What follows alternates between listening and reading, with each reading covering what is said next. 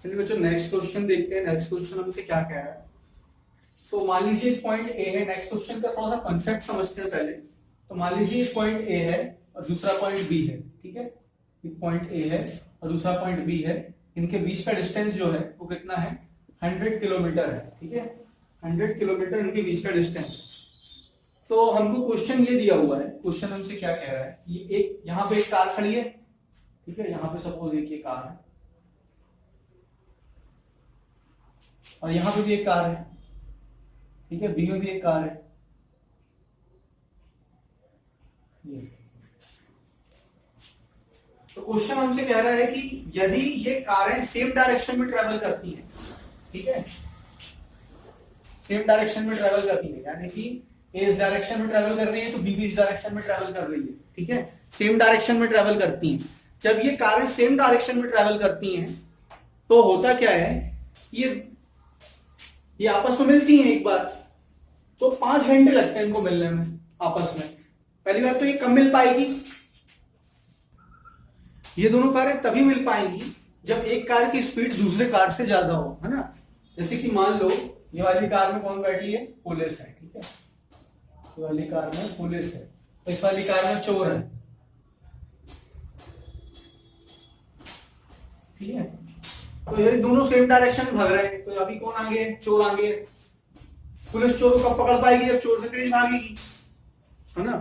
तो अगर same direction में कार ट्रेवल कर रही है तो एक कार की स्पीड अगर ज्यादा होगी तो ही वो दूसरी कार से मिल पाएगी, है ना, कुछ समय बाद, ठीक है। ये तो हो गया क्या कि जब दोनों एक ही डायरेक्शन में ट्रेवल कर रही है।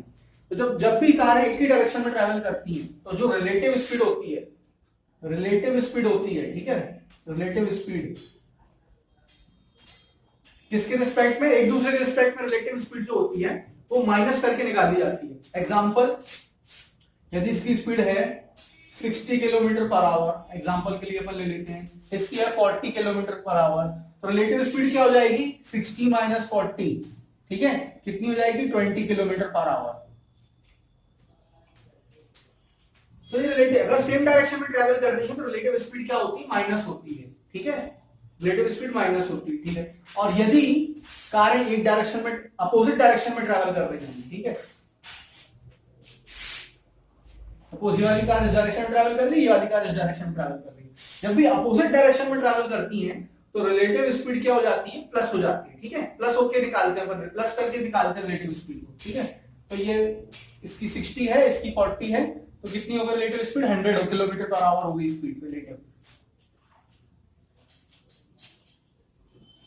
ठीक है। तो यदि कारें सेम डायरेक्शन में ट्रैवल करेंगी तो रिलेटिव स्पीड कैसे निकालेंगे, माइनस करके निकालेंगे।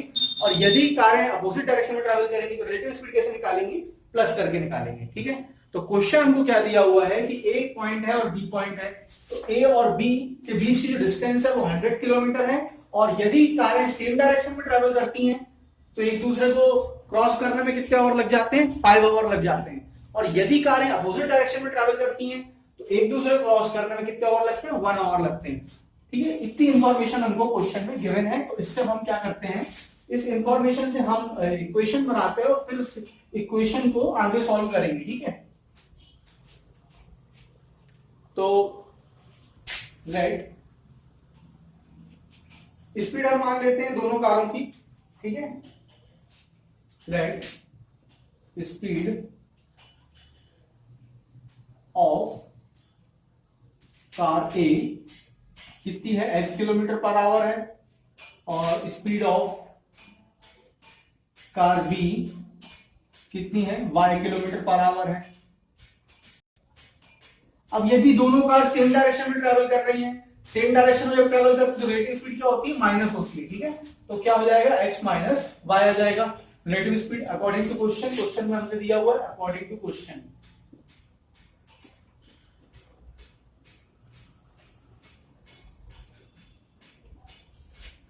ठीक है। ये रिलेटिव स्पीड है। अच्छा, डिस्टेंस इज इक्वल टू क्या होता है, डिस्टेंस इज इक्वल टू क्या होता है, डिस्टेंस जितनी हम ट्रैवल कर रहे हैं वो कैसे निकालेंगे, speed into time, speed into time, ठीक है। इसका फॉर्मूला है, ठीक है। तो डिस्टेंस कितनी दी हुई है हमको, 100, रिलेटिव स्पीड कितनी है, x माइनस वाई, तो डिस्टेंस हो गई 100, स्पीड हो गई ये, और टाइम का इंटू करना है। तो टाइम कितना लग रहा है जब दोनों सेम डायरेक्शन में ट्रेवल कर रही हैं? 5 आवर लग रहा है, ठीक है। तो इससे हमारी इक्वेशन बन गई x minus Y into 5 is equal to 100, और हम कह सकते हैं x minus Y is equal to कितना आ गया ये 20, ठीक है। अब सेकंड इक्वेशन, सेकंड सिचुएशन क्या दी है? यदि दोनों सेम डायरेक्शन में ट्रैवल करती हैं, जब सेम डायरेक्शन में ट्रैवल करेंगी तो रिलेटिव स्पीड क्या हो जाएगी? प्लस हो जाएगी, ठीक है। तो x प्लस वाई कितने घंटे के लिए कितना का समय लगता है? 1 घंटे का समय लगता है। तो इसमें किसका मल्टीप्लाई करेंगे? 1 का मल्टीप्लाई करेंगे, 1 का मल्टीप्लाई करेंगे, इज इक्वल टू में क्या आएगा? 100, क्योंकि 100 डिस्टेंस है। तो x plus Y is equal to क्या आ गया? 100 आ गया। तो एक हमारी बनी equation x minus Y is equal to 20, और दूसरी बनी x plus Y is equal to 100, ठीक है। दो इक्वेशन बन गई हमारी, इसको हमको सॉल्व करना है। तो इन दोनों इक्वेशनों को सॉल्व कर लेते हैं। x minus Y is equal to 20 और x plus Y is equal to 100, ठीक है। इन दोनों इक्वेशनों को मैं एलिमिनेशन मेथड से सॉल्व कर रहा हूँ। देखिए ये इन दोनों के कोफिशिएंट सेम है, ठीक है। तो मैं क्या कर रहा हूँ, इसको माइनस कर देता हूँ। यहाँ प्लस है तो ये माइनस, प्लस है तो माइनस, प्लस है तो माइनस, ठीक है।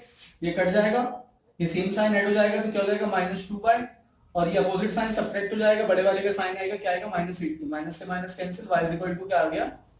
40, ठीक है। y की वैल्यू है 40।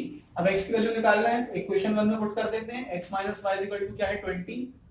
तो x minus 40 is equal to 20, 40 को इस साइड ले जाएंगे, प्लस हो जाएगा ये 20 प्लस 40 इज इक्वल टू क्या जाएगा? 60, ठीक है। तो x इज इक्वल टू क्या आया? 60।